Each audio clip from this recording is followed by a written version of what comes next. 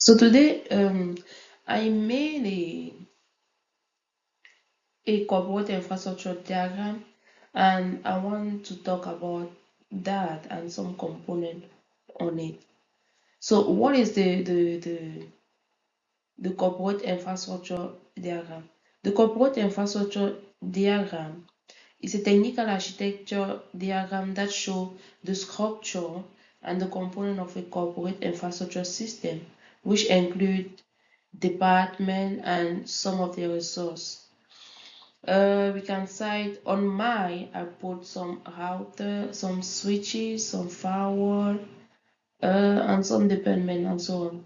So a corporate infrastructure diagram can help visualize the relationship and dependency among the different parts of the system, as well as identify potential risks and vulnerability.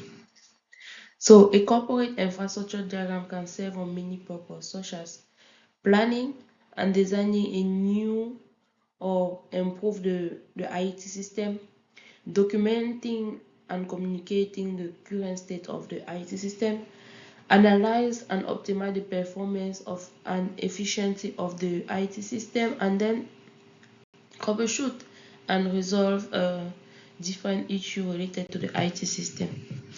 So in terms of component, we cite like few components. So we're going to explain those components right now. So the first one I'm going to start with is IDS and IPS. So IDS stands for Intrusion Detection System, and IPS stands for Intrusion Prevention System. They are both network security tools that can monitor and analyze network traffic for signs of malicious activity. So the main difference between the IDS and the IPS is that IDS is passive, it's more passive than IPS.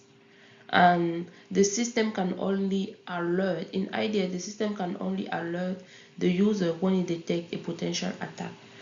Or IPS is more active so that the system can also block or grab the malicious traffic before you reach the target. So another component is the DMZ. So the DMZ is just a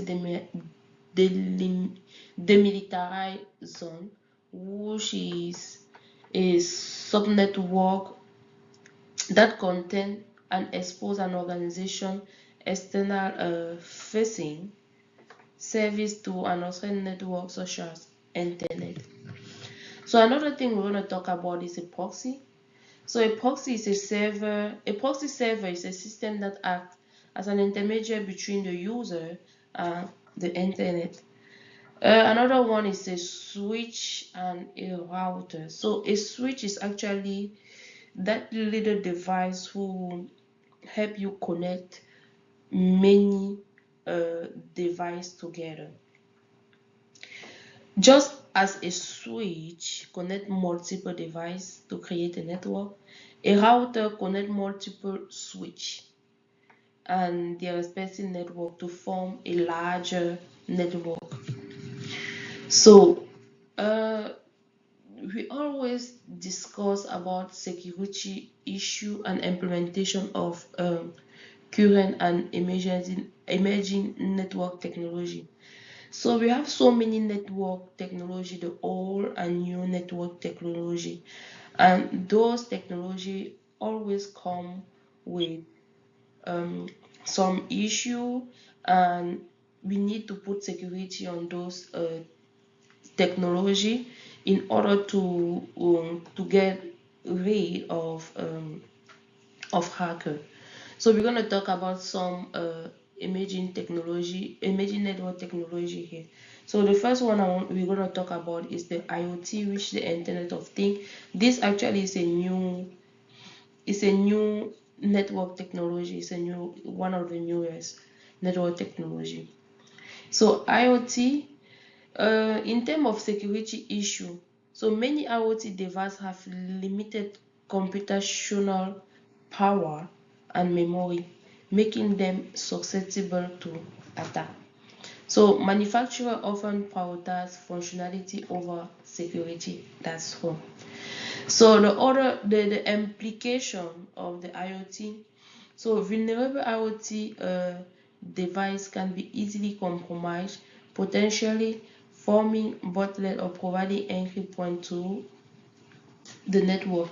So some mitigation about the security issue can be implemented strong authentication, like password authentication, and then encrypt some message or encrypt some data, and do irregular patching.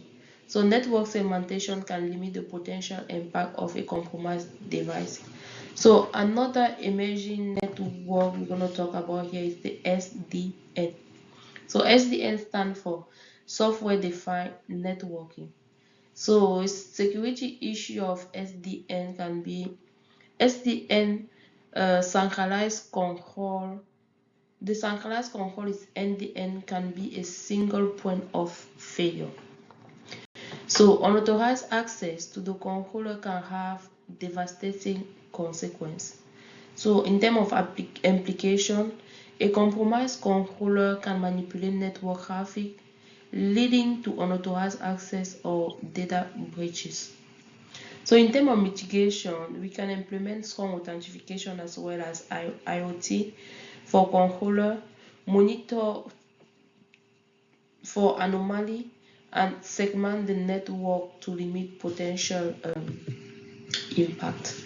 So in terms of conclusion, we can say advanced and novel technology, network technology and protocol offer many benefits, but also introduce so many complex security challenge. Thank you.